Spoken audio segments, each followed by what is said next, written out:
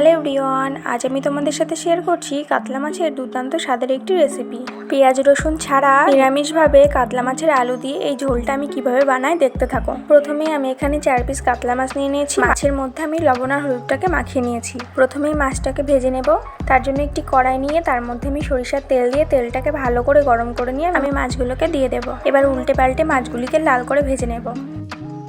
মাছগুলির এক পিঠ ভাজা হয়ে গেছে, এবার আমি উল্টে অপর পিঠটিও ভেজে নেব।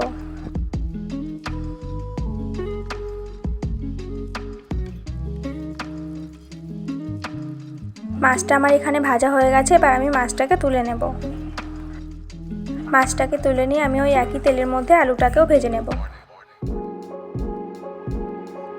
আলুগুলিকে সব দিয়ে দিয়েছি। এর উপরে আমি লবণ আর হলুদ গুঁড়ো দিয়ে আলুটাকে ভালো করে ভেজে নেব।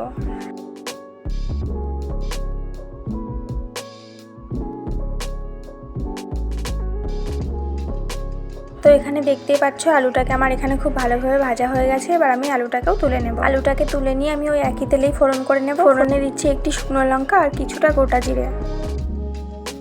ফোড়নটা হয়ে গেলে এরপর আমি দিয়ে দিচ্ছি টমেটো কুচি। টমেটোর উপরেই আমি লবণটাকে দিয়ে দিলাম। এবার টমেটোটা ভেজে নেব যতক্ষণ না গলে যায়।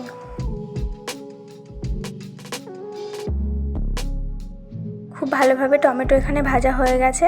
এর উপরে এবার আমি দিয়ে দিচ্ছি মশলার পেস্ট। মশলার মধ্যে আছে অল্প আদা, জিরে, ঝালের জন্য লঙ্কা। এবার মশলাটাকেও ভালো করে ভেজে নেব। মশলার উপরে এবার আমি দিয়ে দিচ্ছি হলুদ গুঁড়ো। হলুদটাকেও ভালো করে মিশিয়ে নেব। একদম সামান্য মশলায় আমি তোমাদের এই কাতলা মাছের আলু দিয়ে ঝোলটা করে দেখাচ্ছি। মশলাটা আমার এখানে খুব ভালোভাবে কষানো হয়ে গেছে। মশলা থেকে তেল ছেড়ে দিয়েছে।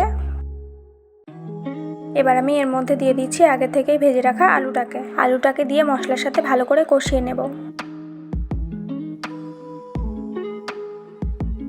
আলুটাকেও মশলার সাথে খুব ভালোভাবে কষিয়ে নিয়েছি। এবার আমি এর মধ্যে দিয়ে দিচ্ছি পরিমাণ মতন জল। এবার ঝোলটা ভালো করে ফুটিয়ে নেব। খুব ভালোভাবে ঝোলটা এখানে ফুটে গেছে। আলুগুলোও সব সিদ্ধ হয়ে গেছে। এবার আমি এর মধ্যে ভেজে রাখা মাছগুলি দিয়ে দিচ্ছি।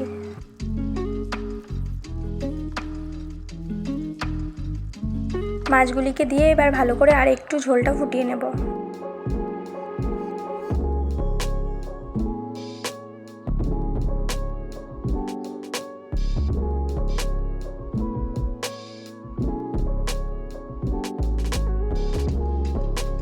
মাছটাকে দিয়েও ভালো করে ঝোলটা ফুটিয়ে নিয়েছি। শেষে আমি এখানে অল্প গরম মশলা গুঁড়ো দিয়ে দিলাম। গরম মশলা গুঁড়োটাকে মিশিয়ে নিলেই কিন্তু হয়ে যাবে কাতলা মাছের আলু দিয়ে ঝোল। ঝোলটা কিন্তু আমার এখানে হয়ে গেছে। এবার আমি ঝোলটাকে নামিয়ে নেব। তোমাদের আজকের ভিডিওটি কেমন লাগলো অবশ্যই কমেন্ট করে জানিও। আর যদি ভিডিওটি ভালো লেগে থাকে তাহলে একটি লাইক করে দিও। এখনও যারা আমার চ্যানেলটিকে সাবস্ক্রাইব করোনি তাদের কাছে অনুরোধ রইল আমার চ্যানেলটিকে সাবস্ক্রাইব করে দেওয়ার জন্য। তো চলো আজকের মতন ভিডিওটি আমি এখানেই শেষ করছি। তোমরা বাড়িতে অবশ্যই একবার কাতলা মাছ আলু দিয়ে এইভাবে করে দেখো, আশা করছি ভালো লাগবে। আজকের রেসিপিটি তোমাদের কেমন লাগলো অবশ্যই জানিও। আর নতুন নতুন রান্নার রেসিপি পেতে আমার চ্যানেলটিকে সাবস্ক্রাইব করে পাশে থেকো। দেখা হচ্ছে নেক্সট ভিডিওতে নতুন কোনো রেসিপি নিয়ে।